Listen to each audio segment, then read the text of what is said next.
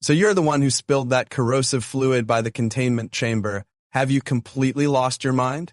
The voice came out of nowhere, sharp and laced with disdain. Eston froze mid-swipe of his mop, turning in the flickering overhead lights of Corridor 12. Deep in the bowels of the drifting space station. He squinted to see who dared speak to him like that. He was used to passing remarks. Janitors always got the short end of the stick. But this felt different.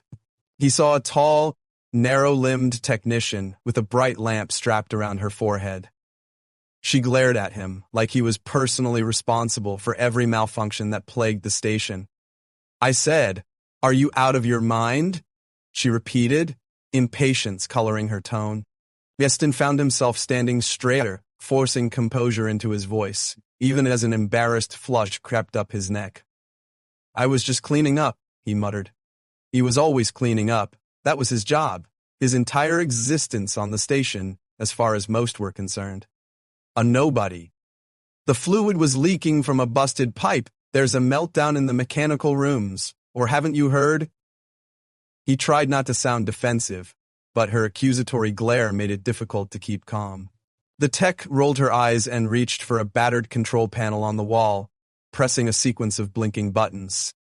Meltdowns, leaks, compromised structural supports. This place is a junk heap, she said, ignoring his protest.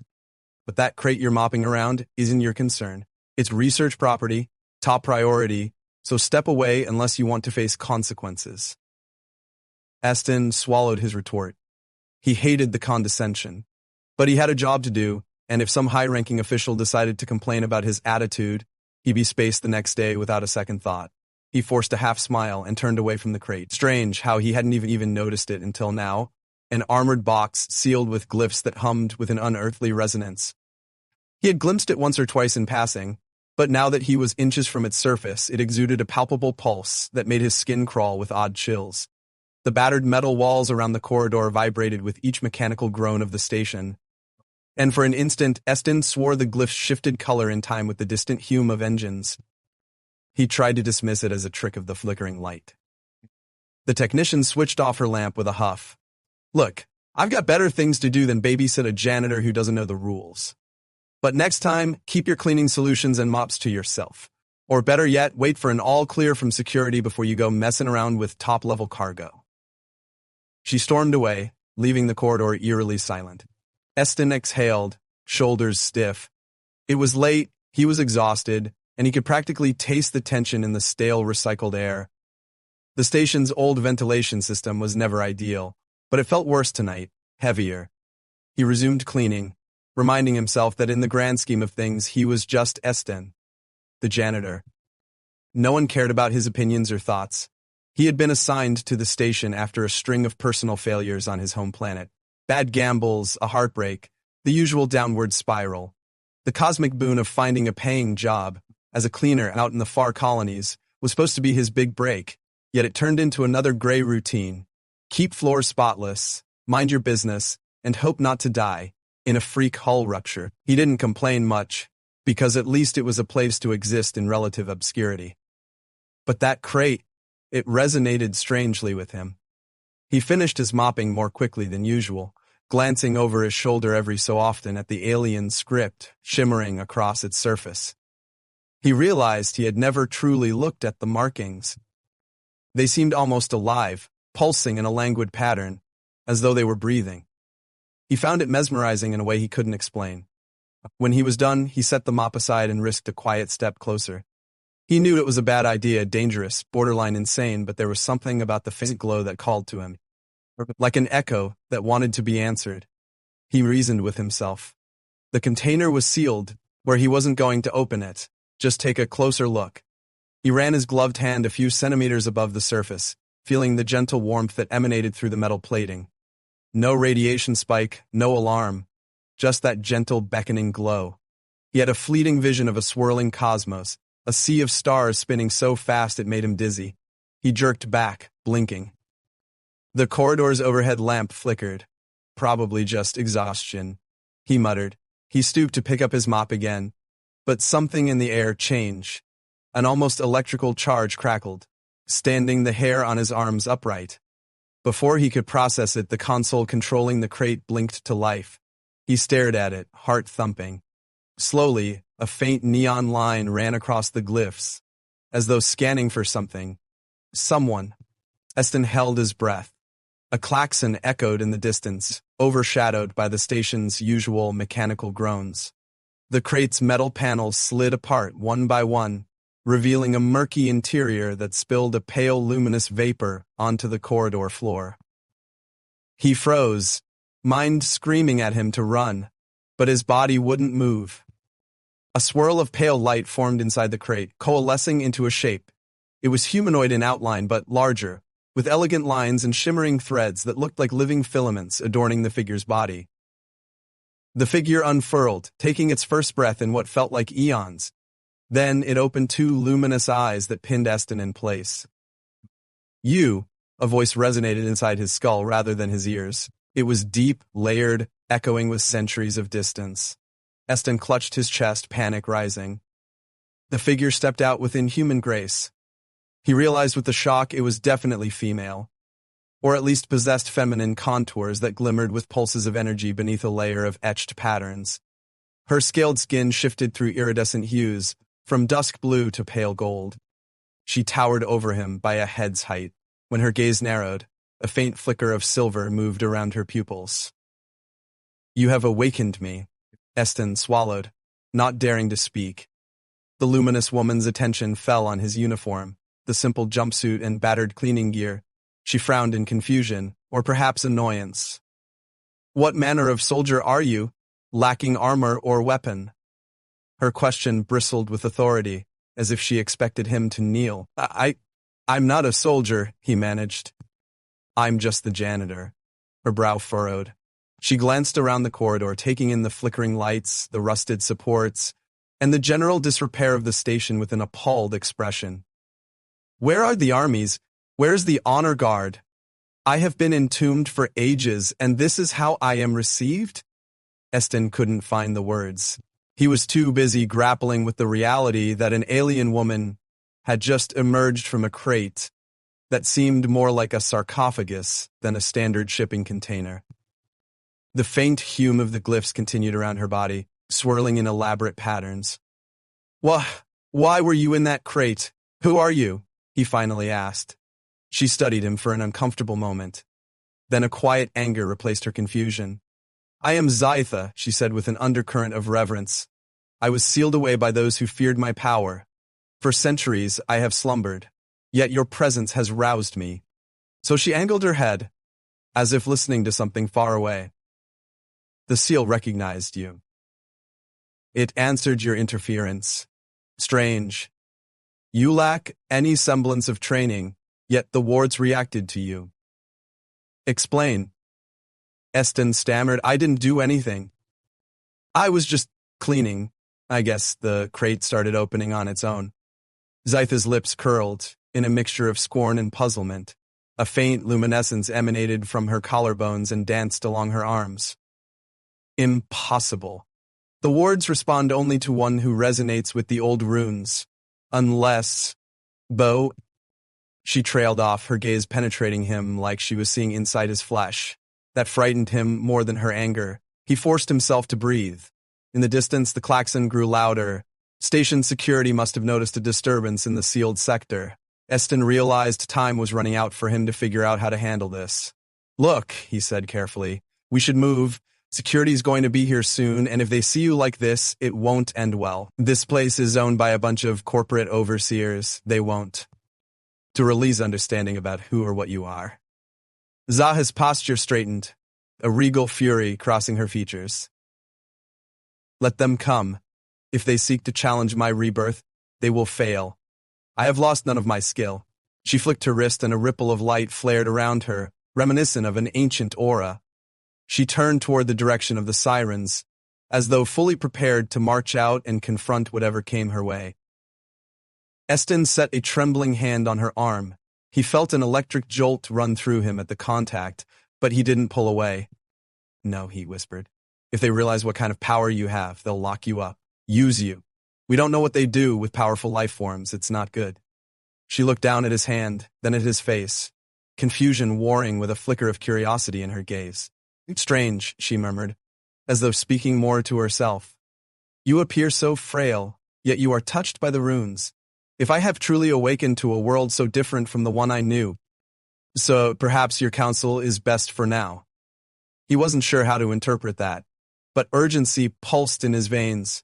The corridor lights dimmed momentarily, the station's failing reactors surging.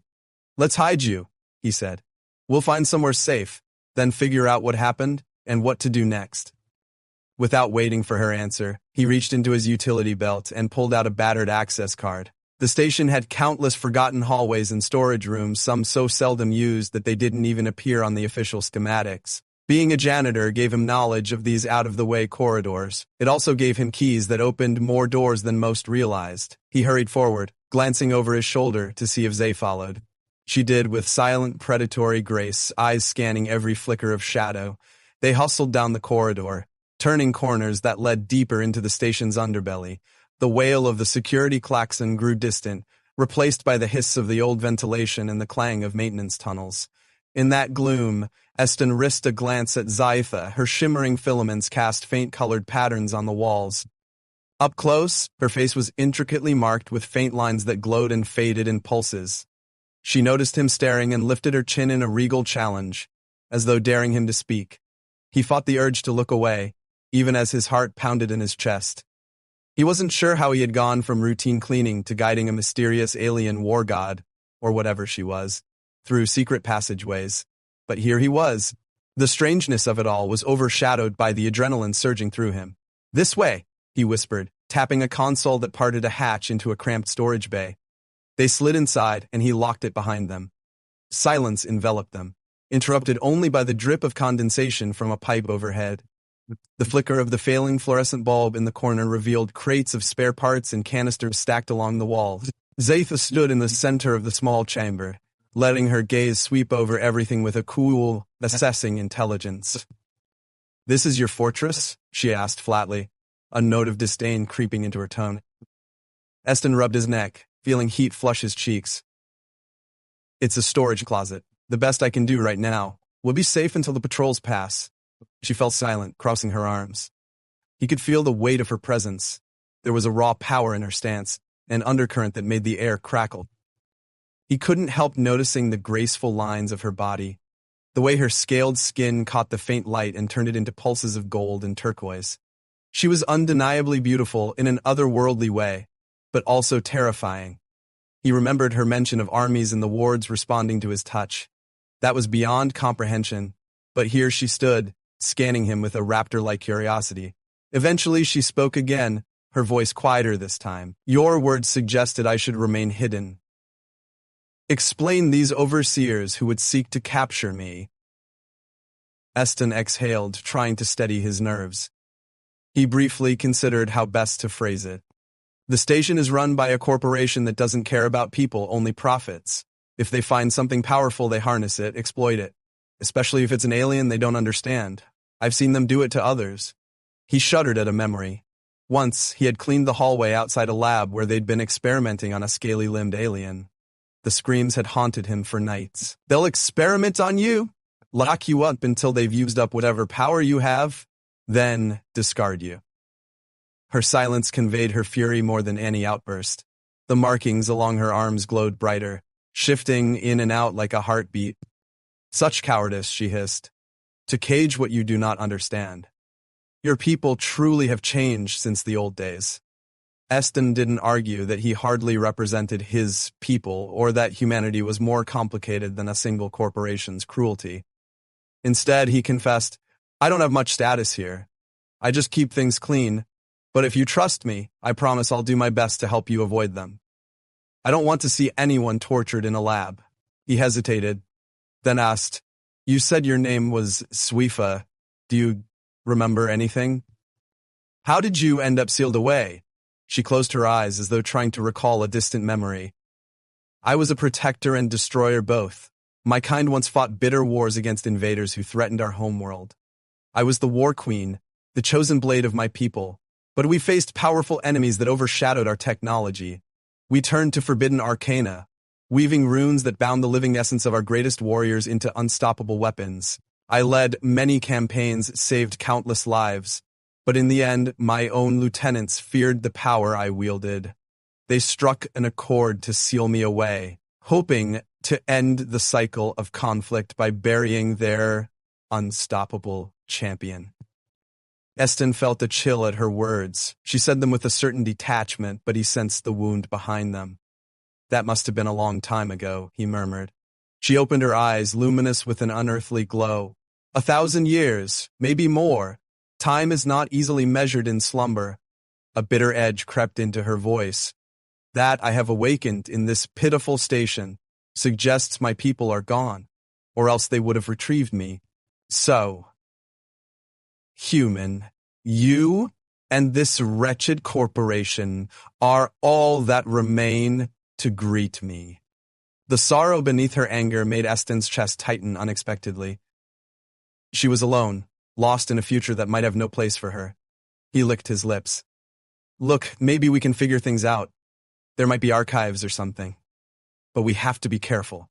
The people in charge won't just let you wander free. She watched him for a moment. Then she looked at his uniform again. You truly are just a cleaner, are you not? He felt the sting of it. Yeah, that's me, he sighed. But don't underestimate a janitor who knows every inch of this station. I can hide you better than a soldier could. Get you resources, maybe help you find answers. She said nothing, but the faint tension in her stance eased. Very well. If I must rely on you, then I will, but do not betray me, or you will regret it. He nodded. No betrayal, promise. They lapsed into silence. Eston shifted his weight, conscious of the fact that this cramped closet didn't exactly exude an aura of trustworthiness. He found himself hyper-aware of her proximity, the soft glow of her skin, the mesmerizing patterns that rippled whenever she flexed her hands. He realized, with a jolt, that for all her talk of war and violence, she was undeniably a woman standing mere inches away, powerful but vulnerable in a strange time. The thought made his stomach flutter in a confusing mix of nerves and something else he didn't want to name. A beep sounded on the door panel, someone scanning for access. Eston froze, pressing a finger to his lips. Zatha tensed, readying herself. The panel blinked red, indicating the intruder didn't have the correct authorization. After a moment, they heard footsteps receding in the hallway. Eston exhaled in relief, but he knew they couldn't stay here forever. Sooner or later, they'd do a thorough sweep. Quietly, he reached into his belt again. Listen, he whispered. My quarters are small, but they're out of the main corridors. Security rarely patrols there. Let's try to move while the search is focusing on the sector you came from. We can plan next steps from my place. Zatha inclined her head. Lead on, she said, her expression unreadable. Eston tried to muster some measure of confidence.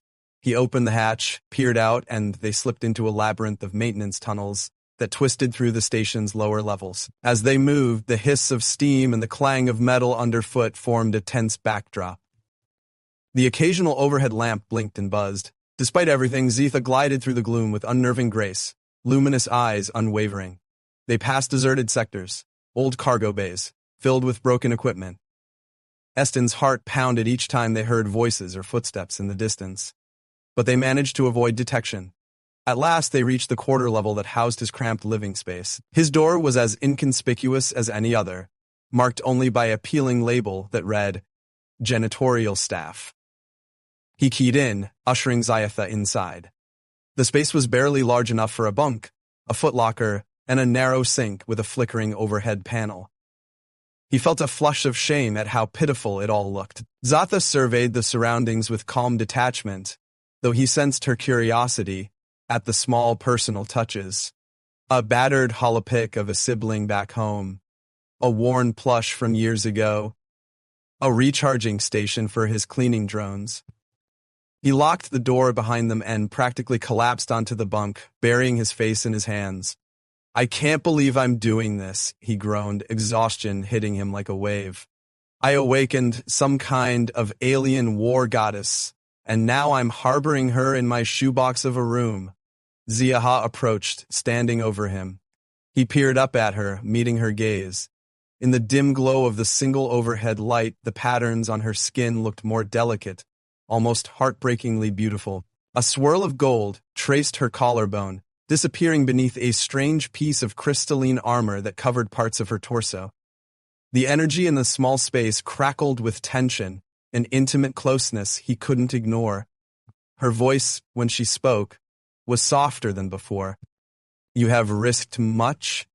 Despite your fear, you helped me." He swallowed hard. "I guess. I just couldn't watch you be experimented on. Not when you already got sealed away once by your own people. You deserve better than that." She studied him, her expression unreadable. "I am a stranger, a threat by your own admission. Yet you act with kindness. Why?" He hesitated, searching for an answer he could articulate. "Maybe it's because I've seen enough injustice. Maybe I'm just tired of watching people get used. Or maybe, deep down, I'm desperate for a purpose that's more than scrubbing floors. Maybe all of the above." Her gaze flickered, a fleeting hint of empathy. "In my time, it was rare to find such compassion without an ulterior motive." "Well, guess I'm just a weird janitor," he joked weakly, although his heart was still pounding from everything they'd gone through. A faint smile ghosted her lips, there 1 second and gone the next. "I will trust you for now," she said, settling onto the floor, crossing her legs with regal poise. "But my power is not fully restored. My body still hums with dormant wards. Rest is needed, and I must gather my strength before we decide our next move. The threat of these overseers is too real, and I will not be caged again." Eston nodded, forcing his breathing to slow. He rummaged in a small storage compartment, pulling out the only blanket he had. He offered it to her, but she eyed it as if she didn't quite grasp its purpose. "In case you get cold or want some cushioning," he explained. Guess I'll take the bunk if you want the floor?" Zietha shook her head. "My body does not respond to temperature as yours does. Keep your blanket, human. I will meditate." He felt foolish. Right, sure. Silence settled in, thick with an unspoken vulnerability between them. She closed her eyes, resting her palms on her knees, and a gentle luminescent flow rippled across her arms. Eston watched, mesmerized, until his own fatigue tugged at his eyelids. He kicked off his boots and flopped onto the bunk, letting out a shaky breath. This was insane, he thought. The entire station would be looking for the cause of that crate's breach. Yet here he was, hiding a powerful alien war queen in his room.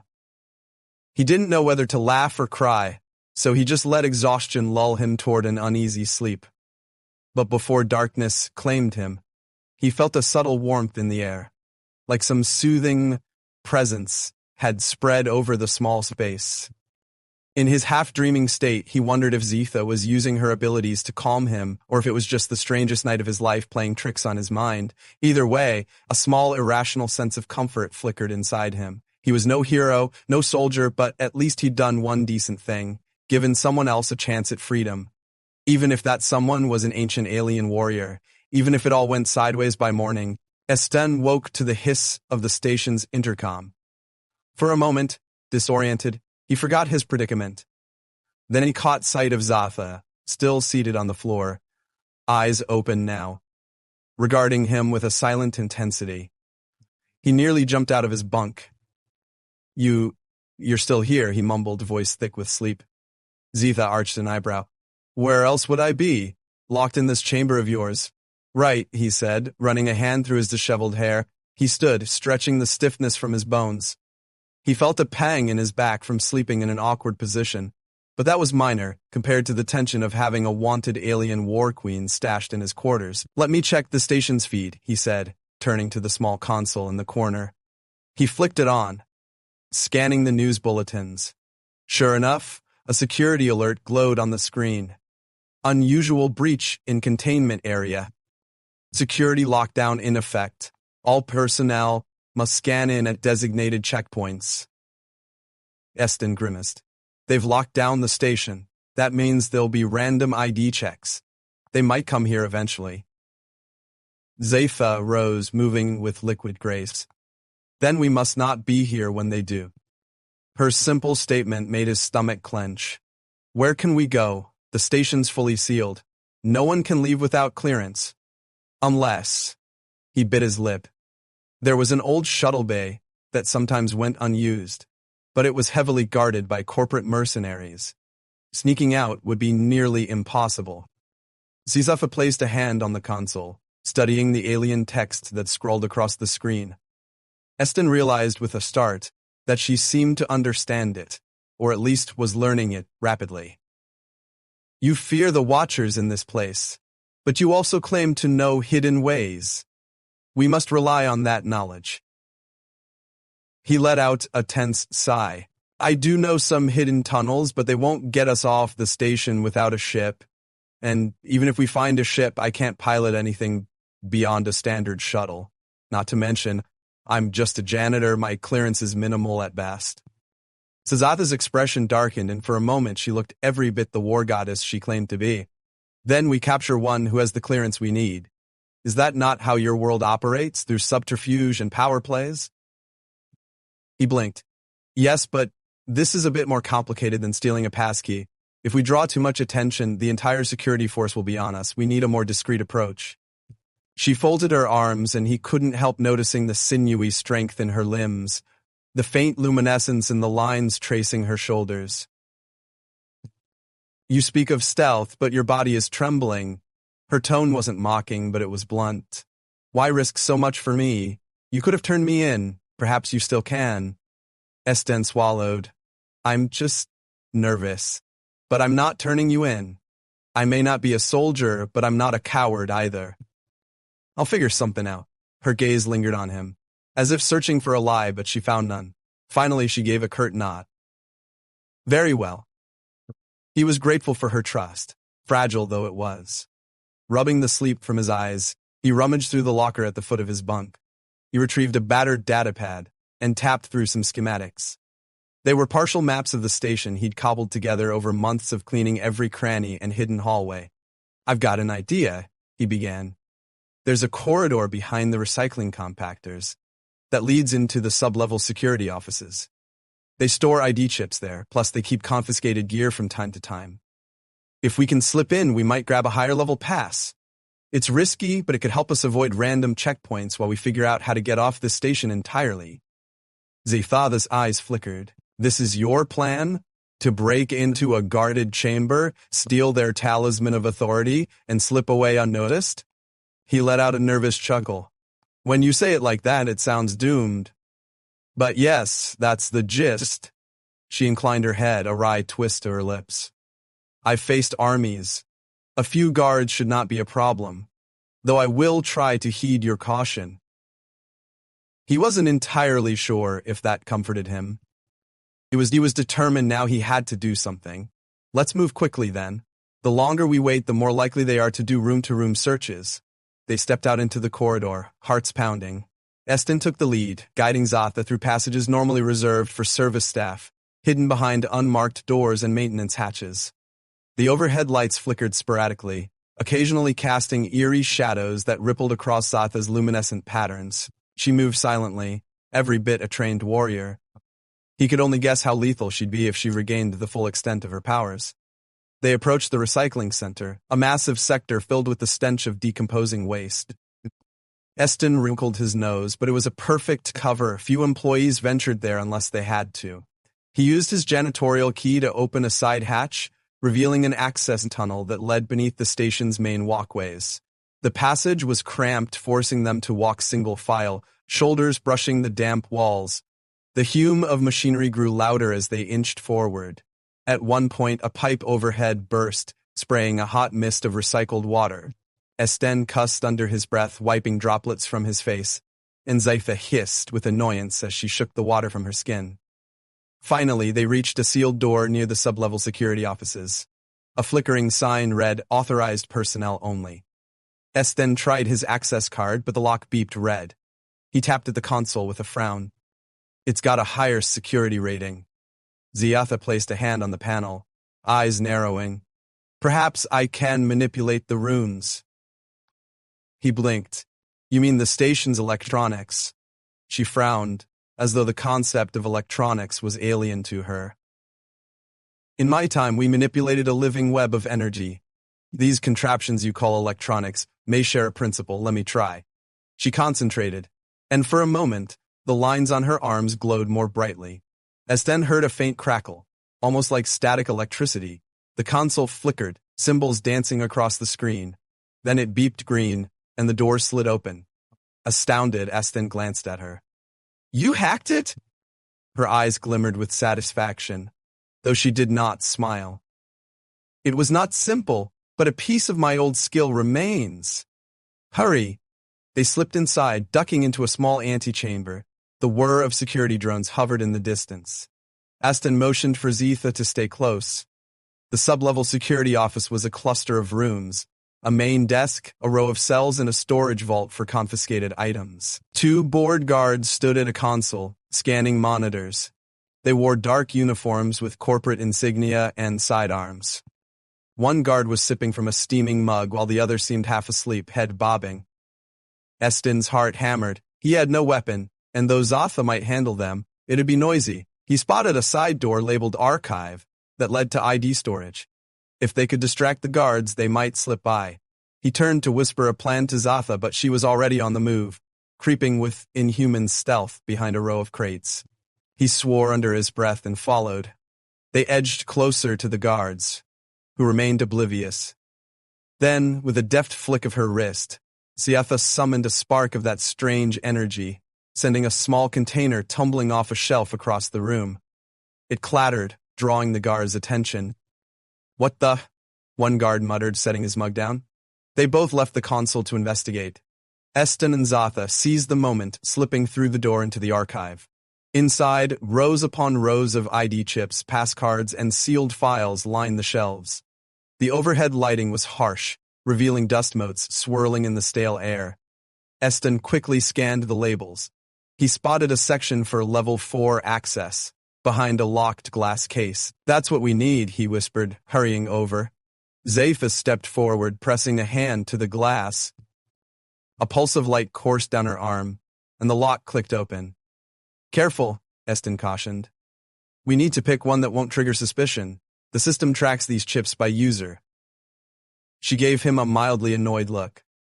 You speak in riddles. Tell me how to choose. He rummaged through the pass cards, scanning names. They corresponded to employees whose profiles were likely stored in the station's database.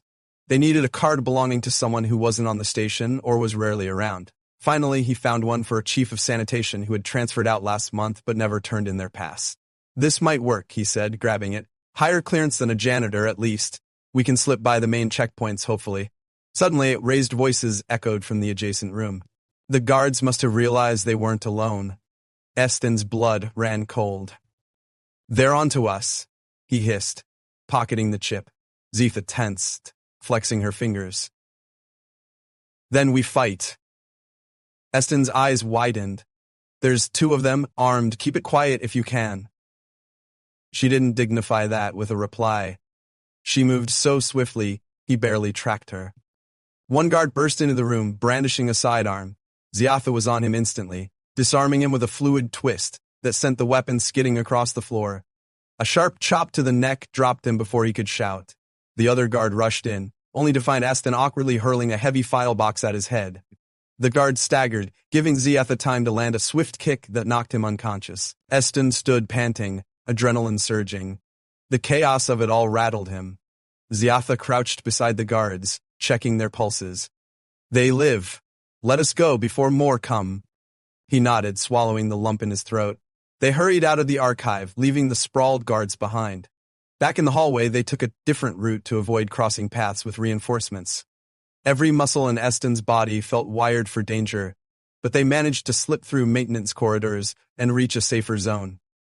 Finally, they paused in an unused cargo area, breathing hard. Esten's mind spun with what they'd done, assaulting security guards, stealing ID. This was no small infraction. If they got caught, they'd be labeled traitors and criminals for sure. Zatha seemed unfazed, her alien features calm, though a glimmer of sweat on her brow hinted at the toll her abilities and stealth took on her. He pulled out the stolen pass card, exhaling shakily. We got what we needed.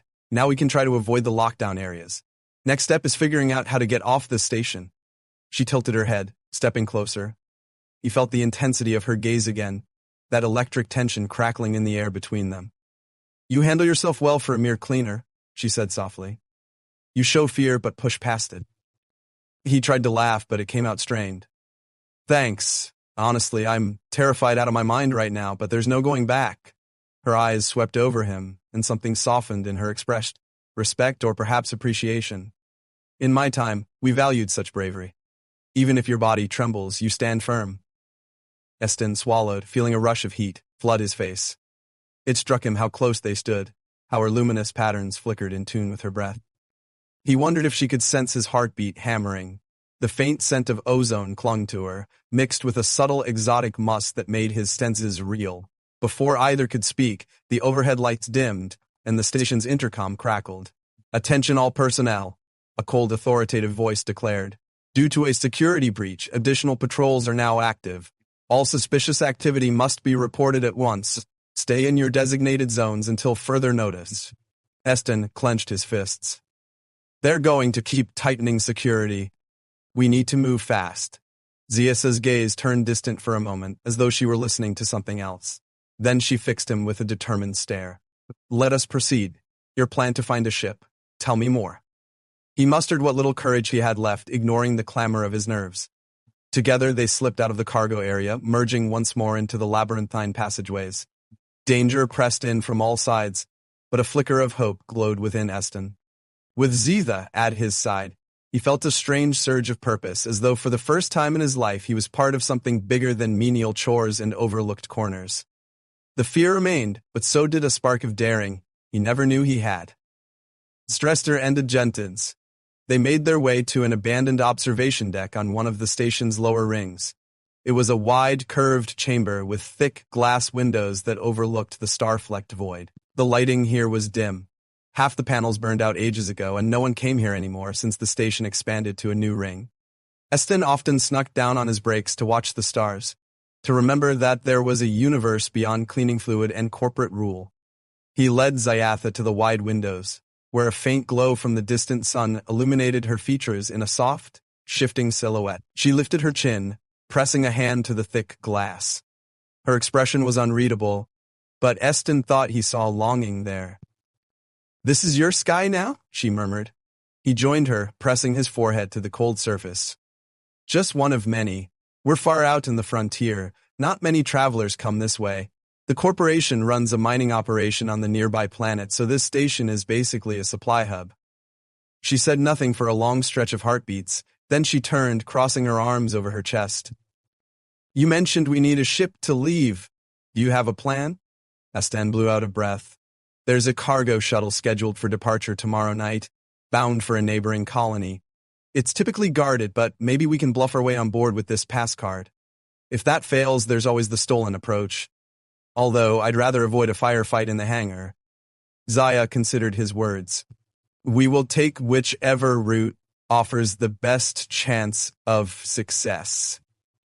A pause, and then more quietly. Once we depart. What then? He frowned. I hadn't thought that far. Find someplace safe, I guess. You could try to figure out if any of your people survived somewhere, or just start over. She lowered her gaze, her luminous patterns momentarily dimming. My people sealed me away.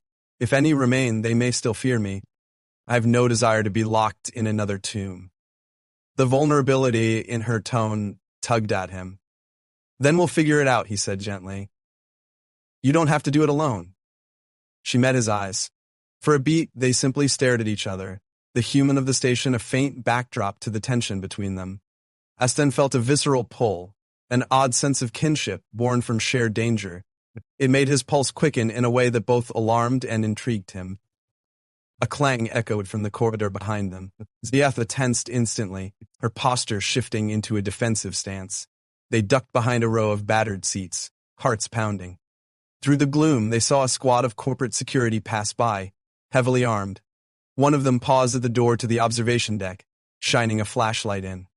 Eston held his breath, pressing himself flat against the floor. The guard's light skimmed across the dust-laden seats, but apparently saw nothing of interest.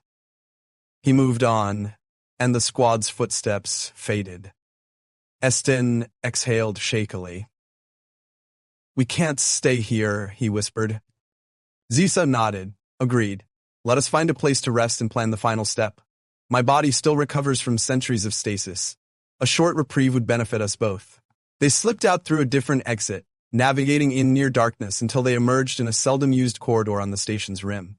Eston recalled that there was a defunct lounge around here, once a place for travelers to gather, now left to rot when the station expanded. Sure enough, they found it at the end of a dark hallway, a set of wide doors sealed with old caution tape. He easily bypassed the lock. Inside the lounge was a ghostly space of overturned chairs and dusty tables. A massive window spanned one wall, showing the swirl of distant stars. Broken holoprojectors and scattered electronics told of a time when this place bustled with laughter and deals. Now it was silent. They barricaded the door with a few tables, ensuring some measure of privacy. Eston gingerly settled into a padded booth seat, patting the spot next to him for Zada. She hesitated, then joined him, her strange filaments casting muted glimmers on the table. He felt the heat radiating from her, stirring a faint sense of awareness that made his heart stutter. He cleared his throat, struggling for a conversation topic that wasn't doom-laden. "You said your people used runes, weaving energies I can't quite imagine. Can you still do that?" She flexed her fingers, watching tiny arcs of luminescent power dance across her skin. "Some. My strength is not as it once was. The seal drained much, and the centuries have changed the fabric of energies in this galaxy. It feels different now, like I'm out of tune." He considered that. "So we need to keep you hidden, but also help you regain enough power so you can defend yourself." She gave a curt nod. "Yes, though I am uncertain how to accelerate that process in this era of machines and synthetic compounds. My old rituals required living crystals, planetary ley lines. Here, all is metal and vacuum." Eston rubbed his chin. "Maybe there's an alternative. The station has a reactor core that generates a lot of energy. Could you tap into that somehow?" Zytha's expression turned contemplative. "Possibly, but it would be dangerous. If I misjudge my resonance, I could cause an overload and we would all perish." He grimaced. "That's not ideal. Let's keep that as a last resort." They lapsed into a tense silence. Eston found himself staring at her profile, struck by how her otherworldly beauty was tempered by the raw intensity in her eyes. She caught his gaze and raised an eyebrow. "You stare." He looked away, cheeks hot. "Sorry, it's just, you're unlike anyone I've ever met." A silence stretched, fraught with a quiet understanding. "You are unlike anyone I have known either," she admitted, though her tone was cautious. "Men in my time were warriors or generals. Their hearts burned for conquest. Your heart burns for compassion. It unsettles me." His pulse jumped at her words. He wanted to say something witty, but all he managed was a dry laugh. "I guess I'm a disappointment, if you were expecting a fearless champion." She shook her head, a subtle movement. "Disappointment? No, perhaps an enigma." The hushed conversation felt intimate, charged by the darkness of the abandoned lounge. Part of Eston knew this was reckless. She was an ancient warrior, possibly a living weapon, and he was just a station janitor with a stolen pass. And yet, the way she looked at him made his chest tighten in ways he couldn't fully comprehend. He decided to break the intensity with a practical question. "Are you hungry or thirsty? I'm not sure if you need, normal food." She frowned, considering. "In my slumber, I was sustained by the runes. Now my body hungers for nutrients, but not like you. Still, perhaps I could ingest some form of sustenance to aid my recovery." "Right," he said, remembering the lounge might have old ration dispensers. He stood and made his way to the back area where dusty machines lined the wall. One by one, he tried them. Most were broken, but he managed to extract a few sealed protein packets and a bottle of water from a battered dispenser. He returned and placed them on the table. "It's not gourmet, but it's something." She opened a packet, sniffing the contents warily. The pale powder within gave off an unappetizing odor, but she bravely licked a fingertip. Her expression remained stoic. "It will suffice," she declared, proceeding to consume it in small, measured bites. He watched, oddly fascinated. "Sorry about the taste. Amenities are lacking around here." She glanced up. Apologies are unnecessary. You do what you can in a dire situation. A faint smile curved his lips. Something about her practicality mixed with regal bearing intrigued him. He sipped from the water bottle after she finished. We'll rest here for a bit, then see if we can slip into the cargo bay during shift change. That's our best window. She nodded, tension coiled in her posture. Yes. And if they try to stop us? He hesitated. We do what we must. I'd like to avoid killing anyone if we can. She regarded him thoughtfully. You truly value life? Even the lives of those who would imprison me? He shrugged, a bit sheepish. I guess so. Doesn't mean I won't defend myself. Or you. But if I can avoid unnecessary bloodshed, I prefer that. Her eyes gleamed with a strange light. Your mercy is a foreign concept to me, but I will try. They sat quietly after that, the hush of the lounge enveloping them. Eston felt the weight of exhaustion. He glanced at Zatha, who also seemed weary, though she fought to maintain a stoic facade. Get some rest, he suggested gently. I'll keep watch for a bit, then wake you if I hear anything. To his surprise, she nodded, settling against the cushioned booth with a guarded tension. He wondered how often she allowed herself to trust someone else. He stood, strolling over to the window to keep an eye on the corridor outside. The starscape beyond was breathtaking, but his mind was too fraught with worry to appreciate it fully. Minutes drifted by and he glanced back at Zatha. Her eyes were closed, her breathing steady. In the dim light, her face looked almost peaceful, a far cry from the fierce warrior he'd met. His heart softened unexpectedly, seeing her vulnerability. He felt an odd urge to protect her, to ensure that no one would seal her away again. It was a baffling impulse, given they'd known each other less than a day. Yet that closeness had formed in the crucible of shared peril, forging a deeper bond than normal. Eston kept watch for a long while, footsteps of patrolling guards occasionally drifting past in the corridors, but none ventured into the old lounge. Eventually fatigue claimed him too. He slid into a seat opposite Zatha, letting his eyes flutter closed. He drifted in a half-sleep, haunted by fragmented dreams of runic symbols and swirling star fields. At some point, he jolted awake, the lounge bathed in the faint glow of emergency lighting. Zatha was also stirring, stretching her limbs with a languid grace. Time to move, she said, her voice low but urgent. He nodded, forcing the sleep from his eyes.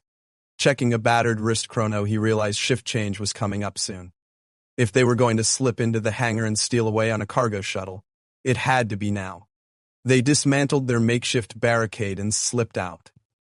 The station's corridors felt even more oppressive than before, as though security had doubled since they'd last checked. They stuck to the shadows, weaving through narrow passages, their senses on high alert. Twice, they had to duck into side alcoves to avoid patrols. Eston's heart thudded painfully, sure that each time they'd be caught. But Zatha's uncanny stealth and his knowledge of hidden routes kept them just out of sight. Eventually, they reached the cargo bay perimeter, where a large set of blast doors separated them from the hangar beyond. A couple of harried engineers were bustling about, scanning crates. Nearby, a pair of security officers loitered, checking IDs of cargo workers. Eston took a shaky breath, fishing out the stolen pass card. Ready? He whispered. Zatha nodded, stepping closer to him as they approached. He could feel the warmth radiating from her body. She placed a hand lightly on his shoulder, a gesture that might appear casual but also offered a sense of mutual support. They joined the line of workers waiting to be cleared into the hangar. The guard barely looked up at the first few IDs, exhausted by his monotonous shift. When it was Eston's turn, he held out the card. The guard swiped it with a bored expression, waiting for the scanner to confirm. Eston felt his pulse skyrocket. If the system flagged this as belonging to a transferred employee, they were done for. The scanner took a moment longer than usual. Finally, it beeped green. The guard shoved the card back at Eston, yawning. You're clear. Next. Eston nearly sagged with relief. He moved forward, Zatha close behind. The second guard merely waved them on, too busy complaining about a shortage of manpower to pay attention. They stepped through the doors into the sprawling hangar. It was a cavernous space filled with shipping crates, forklifts, and docking clamps for various vessels. The cargo shuttle they aimed to stow away on loomed at the far end. A bulbous craft with thruster pods. Technicians milled around it, making final checks. A large cargo ramp extended from its belly, bridging to the station's floor. They skirted around crates, trying to stay unseen. Finally, they found a vantage point behind a stack of supply boxes near the shuttle's loading hatch. Esten exhaled. We need to get aboard before they seal the ramp. It's set to depart in a few minutes, so they'll be locking everything down soon. Zytha nodded, eyes scanning the area. Too many watchers. We need a distraction. He surveyed the immediate area. On the far side of the hangar was a console controlling overhead cranes. If they could trigger an incident, like a dropped crate, it would draw attention. Then they could slip onto the shuttle unnoticed. I'll create a distraction, he whispered, pointing at the crane controls. You find a hiding spot inside the shuttle. I'll be right behind you. She frowned, clearly not fond of separating. The time was short and their options limited. Be quick, she warned, then darted off. Esten eased his way around the perimeter, heart pounding so loudly he feared someone would hear it. He reached the console, glancing around to confirm no one was watching. He tapped at the controls, overriding safety protocols the same way he occasionally did to fix jammed machinery. The crane overhead shifted with a metallic groan, a large container precariously dangling. He took a breath, then hit release. The crate dropped, crashing into the floor with a thunderous clang that reverberated through the hangar. Shouts rang out, alarms blinking. Workers and guards rushed to see what happened. That was his moment. He ducked out from behind the console, running low to the ground, weaving through the chaos until he reached the shuttle's ramp. Zytha stood at the shadows near the entrance, beckoning him in. He hurried up the ramp, breath ragged. The interior cargo hold was dimly lit, with rows of containers. She guided him behind a tall stack, where they crouched, hearts hammering in their chests. Outside, the sounds of frantic voices argued about the fallen crate, the scheduling delays, and who would take the blame. The ramp finally hissed closed with a mechanical whine, sealing them inside. Esten exhaled, leaning his head back against a crate. We did it, he breathed, half in disbelief. Ziafa's gleamed, with triumph, though she remained vigilant, scanning the cargo hold for any sign of approach. Moments later, the engines rumbled to life, a low thrum that vibrated through the hull. Esten recognized the sensation of a shuttle powering up for departure. He exchanged a glance with Ziatha. Barring any last-second checks that revealed their presence, they were about to slip away from the station. For the first time since this ordeal began, he felt a glimmer of real hope. He couldn't resist a small grin. Next stop, hopefully not a corporate prison, he said quietly, his voice tinged with relief and a bit of shaky humor. Ziafa allowed the corners of her mouth to lift slightly. Our path is uncertain, but we are free of that wretched place. They shared a charged moment in the dim cargo hold, the promise of escape wrapping around them like a fragile blanket. Esten's chest tightened with unexpected emotion.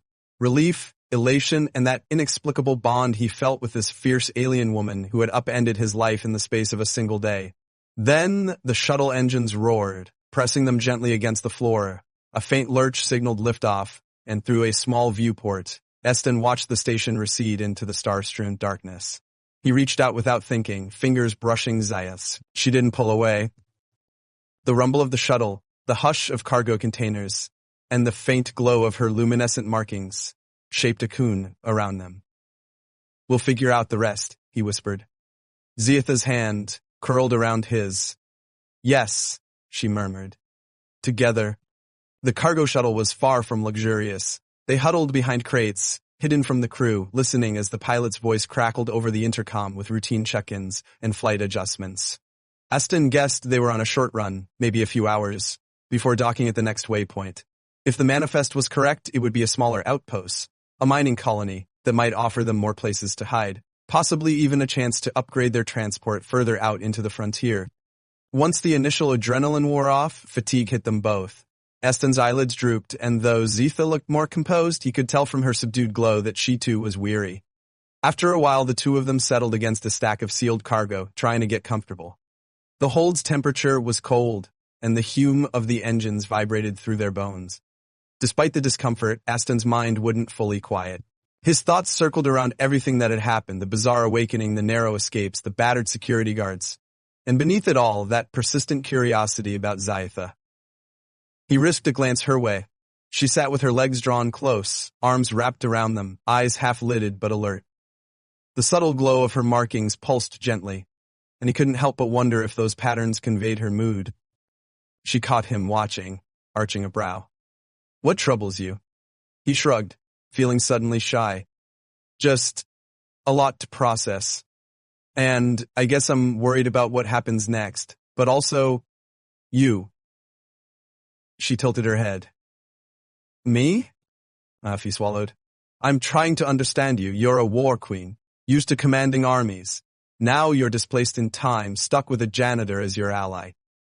I wonder if you regret it." Her gaze was steady, unflinching. "Regret? I do not know. The world I awakened to is alien in every sense. My purpose, once so clear, is now lost. Yet I am not alone in my struggle. Perhaps that is enough to quiet regret, for now." Warmth spread through Aston's chest. He nodded, hugging his knees. "Same here, I guess. I was drifting before all this. No real direction, just day after day of cleaning. Part of me feels alive for the first time. Though I won't lie, I'm terrified." She reached out, her fingertips brushing the back of his hand. The contact was light, but a gentle current of energy passed between them. "Fear and courage often share a border," she said softly, "especially in the face of the unknown." He found himself gripping her hand in return. The cargo hold's drone receded, leaving only the quiet intimacy of their breathing. She looked at him with an intensity that made his pulse race. For a moment, he thought she might close the distance, bridging that final gap between them. But then footsteps echoed somewhere above, and they both tensed, remembering they were stowaways. Keeping low, they pressed themselves against the crates. The footsteps receded, and the moment passed, leaving his heart pounding with unspent tension. He released a shaky breath, forcing his mind back to practical concerns. "We should plan what we'll do when we land. The outpost is corporate-run, so we won't be safe there for long." Zaka nodded, withdrawing her hand. "Tell me more of the frontier. Is there a world where we might vanish from corporate eyes?" He ran a hand through his hair, thinking. "The frontier is huge and poorly patrolled. Plenty of backwater planets and stations that operate under their own laws. But to get far, we need a better ship. This shuttle's autopilot will likely dock us with minimal fuss, but if the crew spots us before we can slip out, they'll turn us in." She frowned, scanning their surroundings. "If we cannot remain here, and we cannot easily commandeer this vessel, we must find another. One with enough range to carry us to a place where no one will question my presence." He pursed his lips. "We might find a smuggler's den in the outpost. People come through with all sorts of shady deals. Maybe we can hitch a ride or buy passage, though I'm broke, so that might be tricky." She exhaled, frustration flashing across her features. "In my era, I would have simply taken what I needed. Might makes right was the code of many, but I see you hesitate at such tactics. Perhaps I should learn your ways, if only to avoid undue bloodshed." He smiled wryly. "Thanks, I appreciate that. I'm not opposed to a little intimidation, if it saves our necks, though." She regarded him for a moment, with something akin to amusement. "You are surprising, Eston." His name on her lips made his stomach flip. He turned away, clearing his throat, pretending to check the time on his datapad. "We've got a few hours before arrival, it seems. Maybe we should rest." She inclined her head. "Agreed." Time passed in the stillness of the cargo hold. Eston tried to sleep, but his thoughts wouldn't let him fully drift off. He found himself listening to Zietha's soft breathing, the gentle whir of the ship's ventilation, the hum of stasis in the cargo containers. He wondered if she could sense his growing fascination, if she felt any reciprocal pull. The memory of her closeness, the light in her eyes, haunted him like a welcome fever. Eventually, his weariness won out, and he succumbed to a half-slumber. When next he blinked awake, the shuttle was vibrating with the telltale deceleration of a short-range jump. A loud clang signaled they were docking. Zatha stirred beside him, instantly alert. "We have arrived," she murmured. He nodded, heart already thumping. The overhead intercom crackled with the pilot's voice. "Cargo shuttle CG-47 now docking at Ori Prime Outpost. Unloading crew, stand by. Security teams, please confirm arrival scans." Eston pressed a finger to his lips. They heard the cargo bay door begin to open, the hiss of atmospheric equalization. Workers stepped in, hooking up crates to hoverlifts. They kept to the shadows, waiting for an opening. After a few tense minutes, a forklift beeped in reverse, blocking the line of sight to their hiding spot. Zeitha touched his shoulder, and they slipped down the ramp, blending with the hustle of the unloading operation. Ori Prime's docking bay was smaller than the station's, but still busy. Cargo ships, personal vessels, and maintenance drones buzzed around. Uniformed staff marched about, scanning goods. Eston and Zeitha stuck close, adopting the posture of workers. Once they were clear of the cargo area, they ducked into a side corridor. "We're in," he breathed, adrenaline surging again. "Now, to keep a low profile, let's find a place to plan." Zeitha nodded, eyes sweeping over the outpost metal corridors. Unlike the station, which was old and half-abandoned, Ori Prime looked more modern, with polished floors and glowing directional strips. That also meant more cameras, more watchful eyes. They slipped past a checkpoint by pretending to be a pair of mechanics, using the stolen pass to beep through. So far, no alarm. Eventually, they found a deserted corner near a shuttered workshop. Eston fiddled with the console, managing to slip inside. It appeared to be an old maintenance bay, dusty and left unused in favor of newer facilities. Perfect for hiding. He shut the door behind them, then turned to Zeitha, his chest tight with tension. "All right, we made it off the station," he said. "Now we need a real ship, or a way to jump further into the frontier. There's usually a black market on a place like this. A smuggler ring or privateers who might take us for a price." Zeitha eyed him with curiosity. "You speak as though you have experience with underhanded dealings." He rubbed his neck, a rueful half-smile ghosting his lips. "I wasn't always a janitor. I got into trouble back home, made some bad bets, owed money to people in shady circles. Let's just say I learned a thing or two about how to move quietly." She regarded him for a moment, as though reevaluating him. "Your layers run deep." Her words made him blush.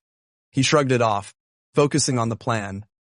"Anyway, let's see if there's a terminal we can hack. We need to find out if there's any suitable vessel departing soon." She nodded, scanning the cramped workshop. Rusted tools, half-finished droids, and a flickering overhead lamp gave the place an abandoned feel. In one corner, a battered terminal blinked quietly. They approached it, and Zeitha placed her hand on the console. A ripple of her power coaxed it to life, allowing them into the outpost shipping logs. Aston read the data scrolling across the screen. "There is a small freighter leaving in a few hours, heading to some mining colony, another to a mercenary base. And there's a private yacht scheduled to depart to a neutral trade hub in about a day." He arched a brow. "The trade hub might be best for disappearing, but the yacht is probably heavily guarded. The Merc base, no idea if they'd try to capture you for a bounty. The mining colony is corporate territory again." Zeitha frowned. None of these seemed promising. He tapped his fingers on the console. "The trade hub might still be our best bet. We can stow away or bribe someone to take us, but we have to last a day on this outpost without getting caught." She clenched her jaw, frustration simmering. "If only I were at full strength. I could bend lesser minds, command them to ferry us without conflict. Instead, we must skulk and hide." He laid a comforting hand on her shoulder. "We're doing what we must, alive and free." "That's something." She turned to face him, the closeness in the dim workshop sending his heart tripping. A swirl of luminous lines danced across her collarbones. "Yes," she said quietly. "That is something." Their eyes locked, and Eston felt a surge of raw awareness. The tension of their flight, the closeness they'd shared, the trust they'd forged out of necessity, it all coalesced into a heated moment that stole his breath. He found himself leaning toward her, drawn like a moth to her alien glow. She didn't pull away. If anything, she leaned in too, her gaze dropping to his lips before flicking back to his eyes. He sensed the hesitation in her, the vulnerability warred with warrior pride. And yet there was a tenderness in the way she studied him. His pulse thundered. He whispered, "Zuffa." Whatever he was about to say vanished as she closed the small distance, her mouth brushing his in a tentative kiss. A shock of warmth and electric tingle rushed through him. Her lips were firm, yet soft. her breath carrying that faint ozone scent. He froze, uncertain if this was real or some delirious fantasy. Then she deepened the kiss, a low hume of energy rippling across his skin. He groaned softly, sliding a hand around her waist. The world shrank to just the two of them, pressed together in a stolen moment of passion. He felt the gentle scrape of her scaled filaments against his arms, the thrum of her power. It made him dizzy, like falling into a star field. After a breathless stretch, they broke apart, panting. Zatha's eyes were luminous in the gloom, wide with a mix of surprise and longing. She seemed on the verge of saying something, perhaps an apology or explanation. Instead, she pressed her forehead to his, letting out a shaky exhale. I do not fully understand this compulsion, she murmured, voice raw. In my time, intimacy was reserved for fleeting alliances or strategic couplings. This is different. Astain's heart twisted. He cupped her cheek, marveling at the warmth beneath his palm. It's okay. It's new for me, too. A wry grin curved his lips. Not every day I kiss an alien war queen in a rundown workshop after fleeing a space station. A faint laugh escaped her, a soft exhalation of breath that thrilled him with its rarity. She closed her eyes, as though grounding herself. Then she spoke quietly. We stand on uncertain ground. I do not wish to complicate our alliance. If we are discovered, we both perish. He nodded, understanding. We can't let our guard down. But, if it happens again, I won't complain. She drew back slightly, studying his face with an intensity that made his skin tingle. Eston, your kindness humbles me. I must protect you in return. His chest tightened, an unexpected wave of emotion coursing through him. We protect each other. They shared one more fleeting, tender press of lips, before stepping apart, practical concerns flooding back in. Zypha turned her focus to the terminal again, analyzing shipping schedules. Eston ran a hand through his hair, trying to steady the whirlwind in his chest. The stolen kiss felt like an oasis in a desert of fear, a fragile promise that, despite everything, hope and warmth could blossom. They spent the next hour planning. The outpost had a modest marketplace where independent traders sometimes docked. If they could slip a few credits to a pilot leaving for the trade hub, it would be simpler than a direct infiltration of the private yacht. The biggest challenge was money. Eston had virtually nothing, and Zietha's knowledge of ancient runes wouldn't exactly buy passage. In the end, they decided on a two-pronged approach. Eston would try to barter or scrounge up enough credits by offering cleaning or minor mechanical work, while Zyetha stayed out of sight. If that failed, they might resort to intimidation or sneaking aboard. Neither liked the prospect of further criminal acts, but desperation left few alternatives. So they left the workshop, making their way through Ori Prime's corridors. The outpost's inhabitants were a motley collection of miners, traders, and corporate staff. A few aliens of different species wandered about, though none resembled Zetha's luminous form. She donned a borrowed cloak they'd found in the workshop, hiding her scales and glowing filaments as best she could. Her face, however, still drew curious glances from passers-by. Eston tried to shepherd her gently, walking with purpose so no one questioned them. They reached the marketplace, a domed area with rows of stalls selling everything from tools to exotic spices. Hackling voices mixed with the hum of machinery. Eston felt Zatha tense beside him, overwhelmed by the crush of people. She clearly wasn't used to such casual gatherings. He scanned the area for potential contacts, people who might arrange secret transport. A grizzled merchant caught his eye, selling starship parts from a cluttered booth. Eston approached, clearing his throat. Excuse me, I'm looking for any pilot heading to the trade hub tomorrow. Know anyone? The merchant looked him up and down. Plenty are, friend. But nobody takes passengers for free. Ascend summoned his most persuasive smile. I'm good at repairs, cleaning, anything you need. I can work for passage. Or pay with a bit of credit. The merchant snorted. Work for passage, huh? Might find some sorry soul who'll take that deal. Ask around D-Deck. The freelancers dock there. Eston nodded, thanks, turning away. He noticed Zetha had moved off to the side, presumably to keep out of direct view. His chest tightened with worry at the thought of her alone in a crowd. He quickly found her near a pillar, frowning warily at a group of miners who were leering at her from afar. Her hood had slipped, revealing a glimpse of her shimmering neck.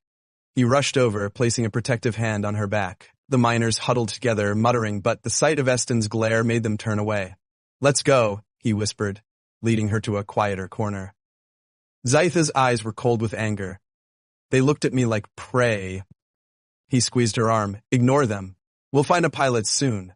"D-deck?" the merchant said. She nodded tightly, following him down a series of ramps. D-deck was less crowded, the corridor lined with private docking bays. Each door had a battered sign indicating the name of a vessel. They saw a few shady types lurking around, smugglers, mercenaries, and everything in between. Eventually they found a pilot who looked half interested in Eston's offer. He was a tall, lean man with cybernetic eyes that glowed faintly blue. "Clean my cargo hold, fix my nav droid, and I might give you a ride," he said with a sneer, looking Zatha up and down with mild suspicion. "Your friend can wait in the lounge. No questions asked." Eston forced a polite nod, ignoring the pilot's gaze. "Deal." The pilot led them aboard his ramshackle freighter. True to his word, the cargo hold was a disaster. Spilled chemicals, broken crates, a reeking odor that made Eston gag. But he was used to worse. He grabbed a mop and cleaning solutions from a corner, rolling up his sleeves. Zatha hovered by the bulkhead, arms crossed under her cloak, scanning the area warily. For the next hour, Eston scrubbed floors and walls while the pilot tinkered with some cargo. The nav droid, a battered spherical bot, needed new wiring. Eston made quick work of that, tapping into the mechanical knowledge he'd picked up during his janitorial duties. He felt Zytha's gaze on him occasionally, as if studying his skill with quiet admiration. When he was done, the pilot inspected the result, grunting approval. "Not bad. All right, I'll take you both. But it won't be a comfortable ride. And I want the rest of the credit you promised. 500. Up front. Eston's heart sank. 500 was more than he had. He pleaded for a lower rate, but the pilot refused, crossing his arms. "No pay, no ride." Zizatha bristled. "We had a deal based on his labor." The pilot shrugged. "I changed my mind." Eston felt helpless. They had only a tiny stash of funds, nowhere near the required amount. His fists clenched in frustration. He could see the pilot's smug expression, already anticipating they would beg or give up. Ziatha's eyes narrowed, a dangerous luminescence flickering at the edges of her hood. She stepped closer, her voice low. "You dare break your word after he toiled for you?" The pilot sneered. "That's business, lady. Pay up or get out." Eston reached out to Ziatha, sensing her anger building. "Let's just go," he muttered. "We'll find another way." But Ziatha moved faster. She grabbed the pilot by the collar of his jacket, lifting him off his feet with startling ease. He gaped, limbs flailing. "What the?" Her voice vibrated with repressed rage. "He worked for you in good faith. You will honor your bargain, or you will regret it." The pilot's face paled, the glow of his cybernetic eyes flickering. "Hey, calm down, all right? Put me down and maybe we can talk." She didn't release him immediately. Eston's stomach twisted, torn between letting her intimidate the man who tried to cheat them and intervening to maintain some sense of mercy. "Zatha," he murmured. "We said minimal violence." She glared at the pilot, who was now trembling. "He disrespects you." Eston's chest clenched at the fierce protectiveness in her voice. "I know. But he's not worth killing. Just let him see reason." Ziatha bared her teeth in a silent snarl but lowered the pilot to the floor. He coughed, stumbling back. What are you?" he breathed, eyeing her in terror. She loomed over him. "Irrelevant. You will give us passage to the trade hub. No further demands." He nodded vigorously. Sure, no problem. Just don't hurt me." Eston gently placed a hand on her shoulder, guiding her away from the pilot. He turned to the trembling man, voice tense. "We leave soon, right?" The pilot rubbed his collar, face twisted in fear and anger. "A couple hours. Go wait in the cabin if you want. But if you bring trouble on my ship, I'll vent you both." Ziasa's eyes flared, but Eston squeezed her arm, shaking his head. "We'll behave. Don't cross us, and we won't cross you." The pilot muttered curses under his breath but slunk away. Ziatha exhaled, clearly still seething. "I dislike these petty criminals," she said. Eston couldn't disagree. But at least they had a ride, one that would get them off the outpost without paying more credits than they had. He steered Zetha into a cramped cabin, shutting the door behind them. They were alone again, the low hum of the ship's systems thrumming in the walls. He sank onto the narrow cot, running a hand over his face. That was close. Another minute and you might have snapped his neck. Zetha stood with her back against the wall, arms folded. He deserved it for insulting you. Eston felt a twist of conflicting emotion, part exasperation, part gratitude for her fierce loyalty. I appreciate you standing up for me, but we have to be careful. We can't leave a trail of bodies or terrified pilots behind us. She sighed, bowing her head. I am unused to these small negotiations. In my time, one either bargained in good faith or was conquered. I will adapt. He rose and gently touched her shoulder, waiting until she lifted her eyes to meet his. Thank you for that, and for caring that I was being cheated. But you don't have to fight every battle with lethal force. We'll make it through this galaxy in one piece if we learn to compromise. Her gaze softened a fraction. You have taught me more than you realize, Eston. This world, it requires a new kind of strength. His heart pounded at the warmth in her voice. The small cabin felt suddenly intimate. He was acutely aware of the memory of her kiss, the electric pulse he'd felt. She seemed to recall it too, a faint flush creeping along the scales on her cheeks. Slowly, he reached up, brushing the edge of her hood aside, revealing more of her glowing patterns. She didn't protest. In the cramped space, their proximity was heady. He could almost feel the hum of her power thrumming under his fingertips. Gently, she lifted a hand to cup his cheek, her eyes shining. Neither spoke, the tension of the near violence easing into a charged hush of mutual understanding. Their lips met again, this time with a deeper urgency. The ship's hum faded into the background, overshadowed by the rush of blood in his ears. She pressed against him, arms sliding around his neck. He responded with a soft groan, letting his hands explore the curve of her waist beneath the cloak. Her scaled skin felt warm, the filaments alive with shifting color. He lost track of time, overwhelmed by the heady taste of her mouth, the ripple of her breath. For a moment they were no longer fugitives on a smuggler's freighter, no longer parted by centuries or species. They were just two souls finding solace in the midst of cosmic chaos. Eventually they broke apart, breathing heavily. Zetha's pupils were dilated, a faint tremor in her hands. He pressed his forehead to hers, heart thundering. Are you okay? He whispered, voice hoarse. She nodded, swallowing. I have never felt such intensity. My body resonates with yours in ways I cannot explain. He fought a shiver of pleasure at her words. Same here. This is overwhelming, but I don't want to stop. She leaned into him, letting her lips graze his jaw. Nor do I. In that tight space, they let the pent-up tension unravel, guided by raw instinct. Her cloak slipped from her shoulders. The luminous lines on her skin traced patterns that seemed to glow brighter with every touch, painting the cabin walls in soft pulses of light. He kissed down her neck, marveling at the slight roughness of her scales, the softness underneath. She let out a low sound that spurred him on, hands roaming, heat coiled in his core, an awakening of desire that he hadn't felt in a long time. He forgot his fears, forgot the precariousness of their situation, lost in the intoxication of her. When her mouth found his again, the connection was electric, each moment stoking the flames higher. She tugged at his jumpsuit and he fumbled with the strange fastenings of her armor-like plating, heart pounding like a drum. They stumbled onto the narrow cot, entwined in a swirl of limbs. His senses reeled at the sight of her fully revealed, alien yet achingly beautiful, the shifting luminescence accentuating every contour of her body. She was all scorching heat, powerful muscles beneath her shimmering skin, but she trembled too, a subtle sign of vulnerability as she welcomed his touch. They moved in tandem, exploring each other's bodies with reverent curiosity. Gasps and murmured names filled the small cabin, echoing over the steady thrum of the ship's engines. For a fleeting time, they let go of caution, let go of the ever-present fear of discovery, and allowed desire to guide them. When the wave of shared pleasure finally crested, they clung to each other, breath mingling in a haze of warmth and exhaustion. Eston's mind spun with the surreal wonder of it all.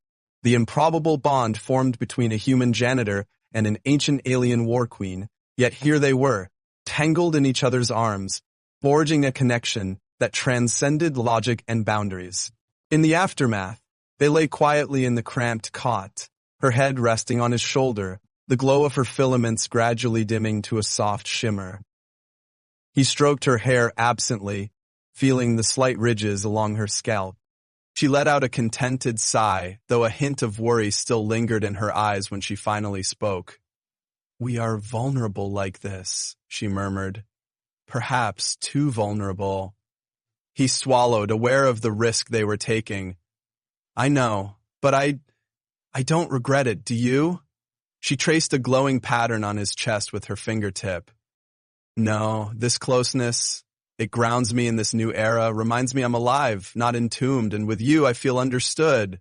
His chest tightened. He pressed a kiss to her forehead, heart twisting in gratitude and a deepening affection. "Same here. We'll protect each other." She nodded, nestling closer. "Yes, and then we will find a place in the galaxy where no one can lock me away again." He tightened his arm around her, silent promises blooming in his mind. He would do whatever it took to keep her safe. She might be a living weapon from another age, a being of terrifying strength, but she was also someone in need of solace and belonging, just like him. They had found that in each other, however improbable, and so they rested in the hush of the cabin, lulled by the distant hum of thrusters. Outside, the pilot prowled, no doubt fuming, but afraid to challenge them. Soon, the freighter would lift off, carrying them one step closer to freedom. Danger still loomed in countless forms, but for these few stolen hours, they had found a fragile sanctuary in each other's arms. They landed on the trade hub several hours later, an immense orbital complex named Idrian's Spoke. Eston peered through a porthole as the freighter approached, marveling at the colossal ring structure that housed docks, markets, and entire micro-cities. Neon lights glowed along the ring's edges, forming a vibrant tapestry against the black void. They disembarked with minimal fuss. The pilot, still nursing his bruised ego, handed them a temporary pass to move about the station. He shot Zitha a nervous look but said nothing, apparently unwilling to risk her wrath again. Eston gripped Zitha's hand as they stepped onto the docking platform, merging with the flow of travelers. The interior of Adrian's Spoke was dazzling. Shops, entertainment domes, corridors branching in every direction, each thrumming with life and color. Unlike the corporation-run stations, the trade hub felt more chaotic, less regulated. Vendors hawked alien wares, street performers danced under neon signs, security patrols were present, but they seemed more focused on preventing riots than enforcing corporate agendas. Eston breathed easier in this environment. They could blend in among the throngs of drifters, smugglers, and tourists. No one gave them a second glance. For the first time since awakening Zitha, he felt like they had a chance to start anew. They found a modest lodging cubicle to rent by the hour, grateful for the anonymity. The small room offered privacy, a shower, and a bed, luxuries compared to their previous accommodations. While Zitha washed up, Eston scanned local job boards on a battered terminal. There were postings for mercenaries, cargo handlers, even exotic dancers, but nothing that screamed safe harbor for an ancient war queen. Zitha emerged from the shower, hair damp, scales gleaming in the overhead light.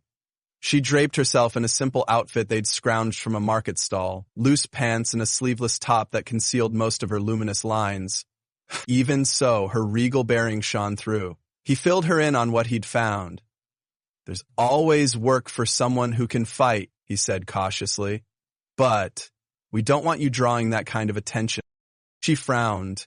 "I am tired of fighting. I want to live, not conquer. Perhaps we could find a place to settle, to build something new." His heart skipped at the idea, settling somewhere with Zitha, building a peaceful life together, but he also knew the galaxy's harsh reality.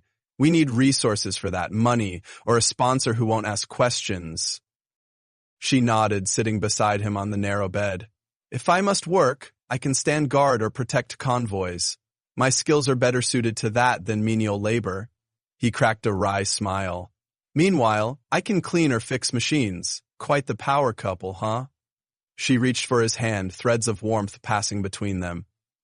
"Eston, I do not understand the intricacies of this era, but I know you have a good heart. I will stand by your side, whether we earn coin through honest work or find another way. He closed his fingers around hers. A surge of emotion welled in him. Affection, gratitude, desire. He leaned in, pressing a lingering kiss to her lips. She returned it softly, leaning into his embrace. They took a few precious minutes to simply be close, the hum of the trade hub's bustle filtering through the thin walls. Eston allowed himself to imagine a future where they weren't on the run, where they could share quiet mornings and uncertain dreams. The thought warmed him from the inside out. Then a beep from the terminal drew them back to reality. Eston glanced at the notification.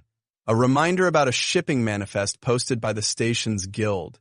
He skimmed it idly, only to freeze when he spotted a recent listing. Highly dangerous fugitive suspected of infiltration in corporate facilities.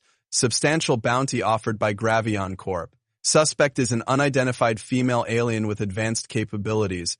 A rough holographic image accompanied the text, grainy but recognizable. His heart lurched. "They're tracking you," he muttered. "They must have gotten footage from the station. The bounty's enormous." Ziaza's jaw tightened, a flicker of fury in her eyes. "They want to capture me again. They never learn." He shoved the terminal away, a knot forming in his stomach. "This changes everything. Half the people here might try to turn you in if they get wind of this. We can't stay long." She stood, bristling with contained power. "Let them come. I will not be caged." Eston paced the cramped room, anxiety hammering. "No, we can't fight them all, not in a place like this. We need to vanish." He paused, mind racing. "We could pay for new identities, fake biometrics. The black market here might do that, but it's expensive." Zitha gripped his shoulders, forcing him to meet her gaze. "Then we find a way to afford it. We will not cower in fear." Her resolute stare emboldened him. He drew in a breath. "All right, let's see if we can secure some credits fast. Then we buy new IDs and slip away to some remote world. No more corporations, no more war." She brushed her thumb across his cheek.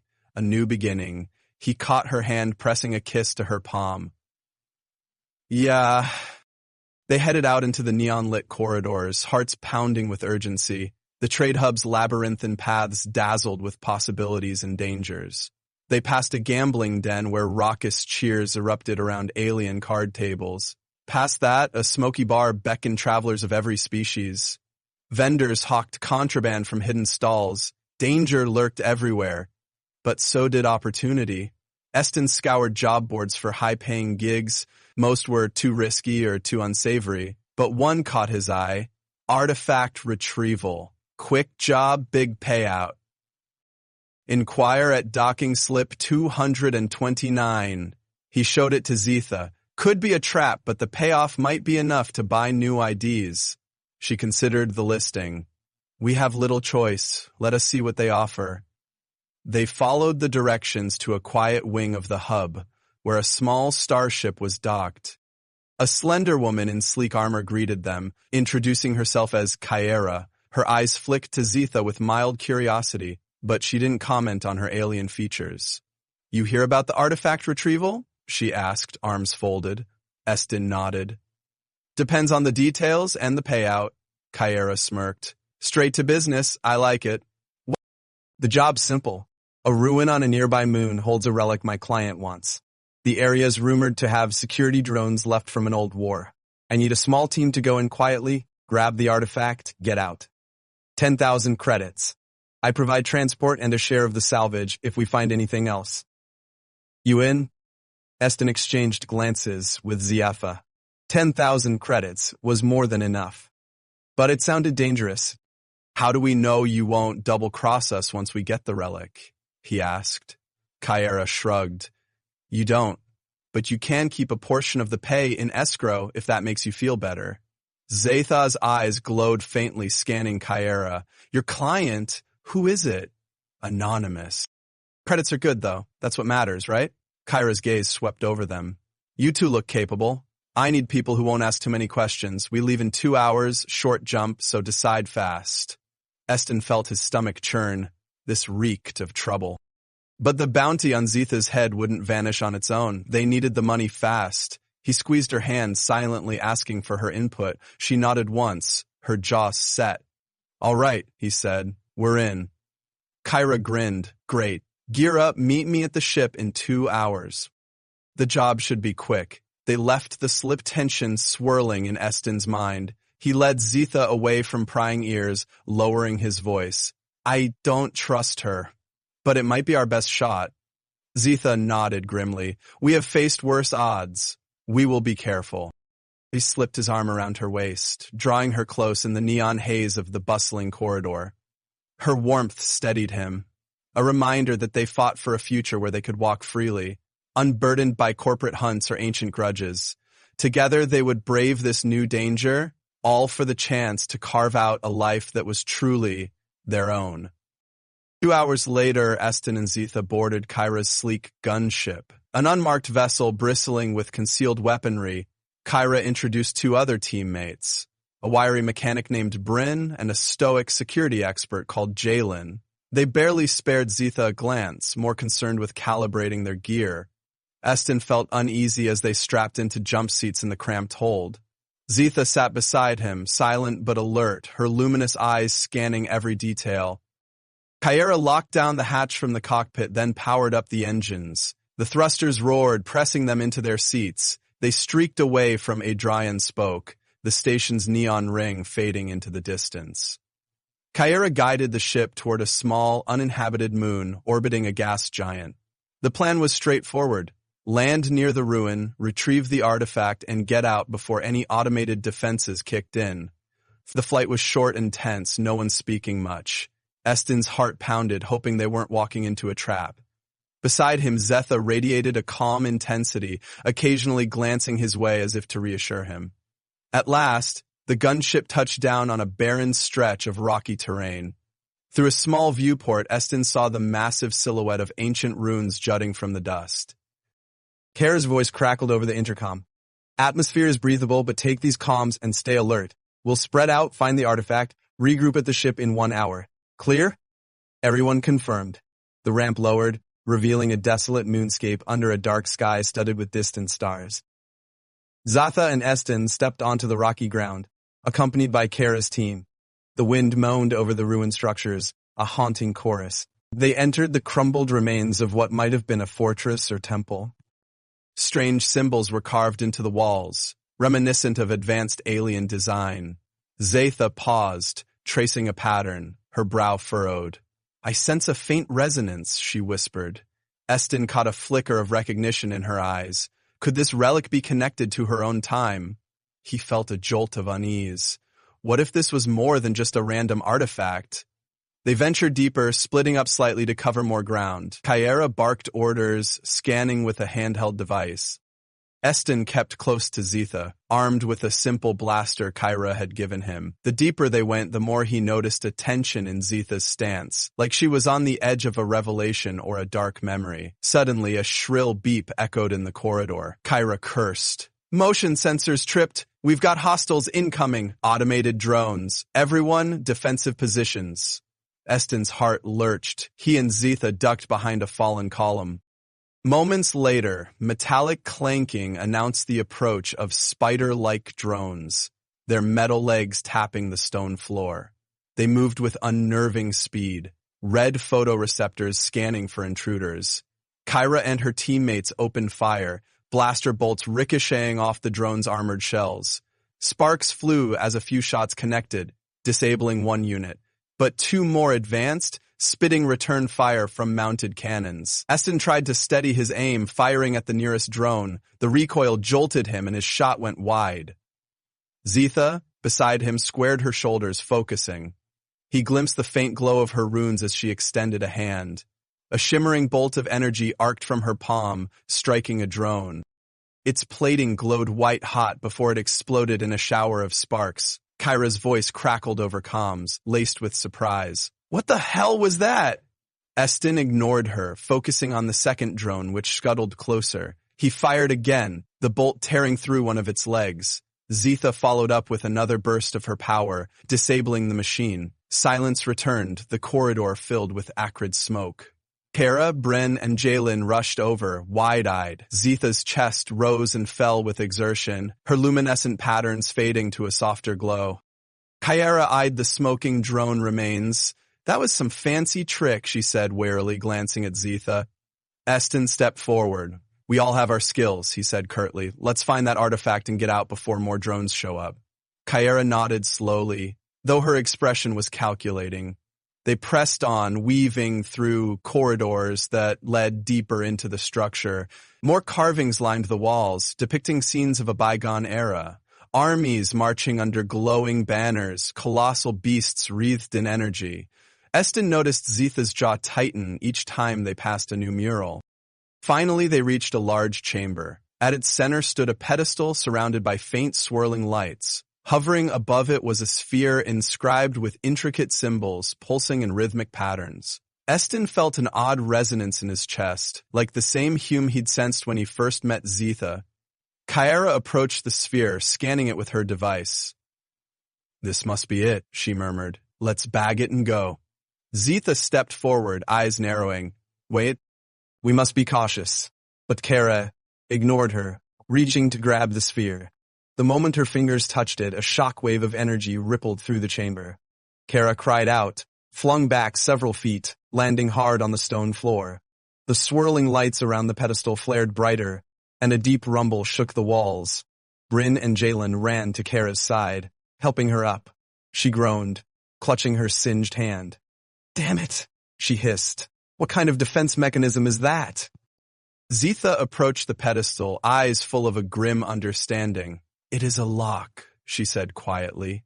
Similar to what sealed me, the relic is guarded by runic wards. Eston saw the parallels. He moved beside her, remembering how the crate recognized him somehow. Was this another of those ancient systems that only responded to a specific energy signature? Zetha raised a trembling hand toward the sphere. Kyra's voice cut through the tense air. Be careful, or you'll end up blasted like me. Zetha ignored her. She pressed her palm against the swirling energy. A soft glow enveloped her hand, and for a moment, the entire chamber hummed. Then, with a faint click, the sphere floated into Zetha's grasp, runes flickering in harmony with her own. Kyra and her crew stared in shock. Eston felt a twinge of foreboding. Zetha cradled the sphere like it was a piece of her own soul. The hum of power vibrated in his ears. That belongs to my client, Kyra said, voice tight. Let's get out of here. Zetha's eyes flickered with conflict. She studied the sphere's intricate markings, almost tenderly. This is a relic of my people, she whispered. I can feel it. It resonates with the same wards that bound me. Eston gently touched her shoulder. We agreed to retrieve it. Let's just collect our pay and go. She clenched her jaw, turning to face Kyra. Tell me who your client is. Why do they want this relic? Kyra scowled. They pay, I deliver. That's all I know. Now hand it over so we can get paid and not die in this cursed ruin. Zetha hesitated. Eston saw the storm of emotion in her eyes. Was she about to walk away from a priceless fragment of her heritage? The sphere might hold secrets about her powers, about her lost civilization, but they needed the money. A distant rumbling interrupted them, and the floor trembled. Bryn swore. More drones, or worse? A chunk of the ceiling collapsed, sending debris crashing. Jalen shouted over comms, "We gotta move!" Zetha clutched the sphere, turning on her heel. She strode toward Kyra. "Fine," she said through gritted teeth, extending the relic. "Take it! But know this, if your client seeks to weaponize it, we have made a grave mistake." Kyra carefully placed the relic in a containment case. "We'll worry about that later. Move." They raced back through the corridors, the structure collapsing around them. Drones skittered out of the shadows, forcing them to fire wildly as they ran. One caught Bryn with a laser shot to the leg, sending him sprawling. Zetha blasted the drone to pieces with a furious surge of energy, then hoisted Bryn, supporting his weight. At last, they burst out of the ruins, coughing in the dusty moon air. Kyra's gunship waited, ramped down, engines running. They piled inside. The pilot roared into the sky, leaving swirling clouds of debris behind. When they were safely in orbit, Kyra exhaled with relief, turning to her battered team. Nice work, let's patch up, then rendezvous with the client. Eston felt a surge of hope. 10,000 credits, enough for new IDs. But as Kyra slid the relic case under her seat, she shot Zetha an uneasy glance. Not sure how you pulled that trick, but you earned your share. Just remember, I'm not running a charity. Ziza's face was impassive. Eston squeezed her hand, sensing her inner turmoil. He understood her conflict. Handing over a relic of her people for a corporate paycheck felt like a betrayal. But they had no choice if they wanted to secure their freedom. Hours later, they touched down on a lonely station orbiting a red dwarf star. The client arrived, flanked by armed guards. Eston's stomach clenched when he saw the insignia on their uniforms, Gravian Corp. The same corporation that had posted the bounty on Zatha. He shot Zatha a warning look, and she drew up her hood, staying to the side. Kyra stepped forward, opening the relic case. The corporate official inspected the sphere, scanning it with a device. Excellent, he said coolly. Payment as agreed, 10,000 credits. He transferred the amount to Kyra's account with a beep. Kyra grinned, handing out shares to Bryn and Jalen. Finally, she turned to Eston and Zetha. Here's your cut, 5,000. Consider it a fair split for your role. Eston exhaled in relief. He accepted the credit chip, glancing at Zetha. She kept her face hidden, body tense. He whispered, we got what we needed. Let's go. They turned to leave, but the corporate official's gaze drifted over them, narrowing. Eston's heart thundered. Was he recognized? Zetha's hood concealed her features, but he worried the official might scan them. Suddenly, the official's datapad pinged. His eyes flicked to it, brow furrowing. Then he barked an order to his guards. Seize them. That woman matches the bounty notice. Chaos erupted. The guards raised rifles. Kyra recoiled, uncertain. Eston grabbed Zetha's hand and dashed for cover. Run! He shouted. Blaster fire sizzled past. Zetha spun, unleashing a wave of energy that slammed two guards into the wall. Kyra cursed, diving behind a crate. I had no idea they were after you, she yelled. This is not my fight. Eston and Zetha made a break for the docking bay, racing through corridors as alarms blared. The red-lit station was confusing, full of twisting passages. Corporate reinforcements flooded in. Zetha blasted some aside, but each use of her power seemed to drain her further. They finally ducked into an airlock leading to a small shuttle bay. A solitary craft sat idle, likely belonging to a maintenance crew. Eston sprinted to the console, hacking the lock with shaky hands. Cover me! Zetha stood guard, panting, eyes fierce. Guards pounded down the corridor. She hurled a dazzling arc of power that shattered the lighting overhead, plunging the hall into sparks and darkness. Taking advantage of the confusion, Eston yanked the lever, and the shuttle hatch hissed open. Inside, he shouted. They tumbled in, sealing the hatch. Bullets pinged off the exterior. Eston scrambled to the cockpit, overriding the systems. Thankfully, the shuttle was a standard model, not heavily secured. The engines whined to life. He slammed the throttle forward, launching them out of the station's dock. Space engulfed them in an instant, star-speckled darkness. The station's security turrets rotated, but the shuttle was small and nimble. Eston jinked sharply, evading a hail of laser fire. Zetha clutched the co-pilot seat, face pale with exertion. Somehow they slipped away, the station shrinking behind them. Eston set a course for open space, breath ragged. That was too close, he gasped, adrenaline burning in his veins. Zetha slumped in her seat, trembling. They have the relic. My people's artifact, and your corporations remain as treacherous as ever. He placed a hand on her shoulder, wishing he had comforting words. At least we got out with the credits. Enough to buy new identities, vanish into the frontier. Her expression was a mix of sadness and relief. She nodded, exhaling a shaky breath. Yes. We survive another day. They locked eyes, the shuttle's cabin quiet except for the hum of life support. Eston saw the strain in her posture, the sorrow she tried to hide. He unbuckled, moving to kneel beside her seat, brushing sweat-damp hair from her forehead. I'm sorry about the relic, he murmured. She placed a hand over his, eyes glimmering with unshed tears. I cannot fight the entire corporation alone, nor do I wish to. We must find our place in this galaxy, away from those who would enslave me again. He nodded, heart aching for her, for them both. We will. Let's find a safe harbor, start over together. A tremulous smile touched her lips. Yes, Eston. Together. He leaned in, pressing a soft kiss to her temple. Then he returned to the pilot seat, charting a course away from corporate space. The path ahead was uncertain, navigating uncharted systems, forging alliances with outlaws or free worlds. But for the first time in his life, Eston felt a purpose beyond mopping floors, safeguarding the incredible woman beside him, forging a bond forged in cosmic shadows and tempered by mutual devotion.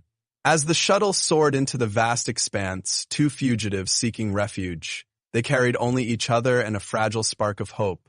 The galaxy was wide, full of hidden corners, and somewhere out there, a new dawn awaited, a place they could be free, safe from bounty hunters and the ghosts of ancient wars. Hand in hand, they would face every challenge, forging a story that transcended fear and heralded a love born among the stars. They drifted for days through back routes, relying on star maps looted from the shuttle's database. Eston plotted a winding course to avoid corporate patrols and keep them off the radar. They slept in cramped seats, survived on ration bars and the stale water recycling system. It wasn't glamorous, but it was freedom. Zetha spent much of the time in meditative repose, focusing on replenishing her drained energy. Sometimes Eston would glance over to see her luminous patterns in a gentle dance across her arms, her face serene as she communed with the vestiges of her ancient power. At other times, they talked quietly, sharing pieces of their pasts.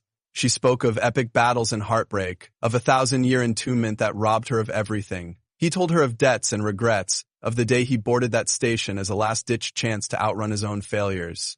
Each confession drew them closer, forging an intimacy beyond the physical. Finally, they reached a small frontier outpost called Cullum's Drift, tucked near a swirling nebula. It wasn't on any major map, more a refueling station than a settlement, perfect for staying off the grid. Eston guided the shuttle into a dusty hangar, paying a suspicious attendant the last of their meager credits for temporary docking. Hand in hand, they stepped onto the rickety metal deck of Cullum's Drift. Rusted corridors and flickering neon signs greeted them. Far from the sleek halls of corporate space, traders in patched-up suits bartered in hushed tones. A battered bar anchored one end of the outpost, while the other side opened to the swirling pinks and purples of the nebula outside. Though it was a shabby place, Eston felt a weight lift from his chest. Here, no one cared about a missing janitor or a rumored alien war queen. They were just two more drifters seeking refuge. They found a small salvage shop run by a crusty, four-armed alien who claimed he could arrange new identities. Eston bargained while Zatha watched warily, ensuring the transaction went smoothly. The alien's price was steep, but thanks to the credits from the artifact job, they could afford it. 2 days later, they walked out with fresh ID chips. Eston was now Zian, a wandering engineer, and Ziatha took the name Ray for official documents. Their new credentials listed them as travelers from a distant colony destroyed by war. A plausible cover. They celebrated quietly that night, sharing a stiff drink at the outpost's ramshackle bar. The neon glare revealed the exhaustion and relief in their eyes. Eston raised his glass, voice soft, to freedom. Zetha clinked her mug against his, and to hope. They sipped the bitter liquor, letting the warmth spread. Under the table, their hands found each other, fingers entwining in a comfortable familiarity. Despite the worn surroundings, they felt a fragile sense of peace. Afterwards, they returned to the cramped lodging they'd rented, a single room with a flickering overhead light and a narrow cot. Eston sat on the cot, leaning back against the wall, and Zetha settled beside him. Resting her head on his shoulder, he draped an arm around her waist, content to simply hold her. Her voice was low in the hush. I thought I would feel aimless once we ran this far, but with you, I have a sense of direction even if we wander. He pressed a kiss to her temple, heart swelling. I feel the same. As long as we're together, I don't care where we end up. She turned, capturing his lips in a gentle kiss. He responded, stroking her cheek. Their closeness had become a sanctuary, a balm for centuries of loneliness on her part, and a lifetime of searching on his. In the quiet hum of Cullum's Drift, they allowed themselves that intimacy, that small eternity of belonging. When they finally broke apart, breathing softly, Zitha's eyes shimmered in the half-light. "We could keep moving, find a quieter world still," she suggested. "Perhaps start anew, far from the corporations and relics." He nodded, smiling.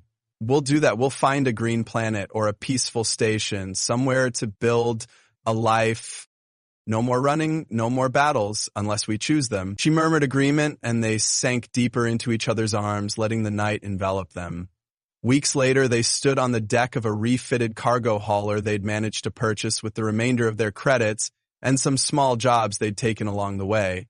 The ship was old, but reliable, with enough space for basic comforts. It wasn't fancy, yet it was theirs, a tangible symbol of freedom. Eston gazed out the forward viewport at the swirling stars. Beside him, Zet, still known publicly as Ray, rested a hand on his arm. He inhaled the quiet satisfaction of that moment. No corporate goons, no immediate threats. They were forging their own path. She glanced at him, a soft smile on her lips. "You seem at peace." He returned her smile. "I am, in a way I never thought possible."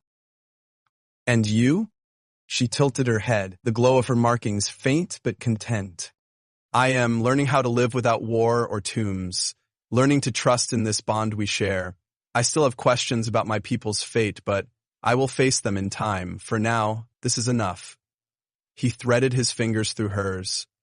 The hum of the ship's engines reverberated underfoot, a gentle reminder that they were in motion, always forging ahead in the vast expanse, but for the first time, that movement felt like an adventure, not an escape. They plotted a course to a small colony world rumored to be peaceful, open to new settlers. Perhaps there they could finally rest.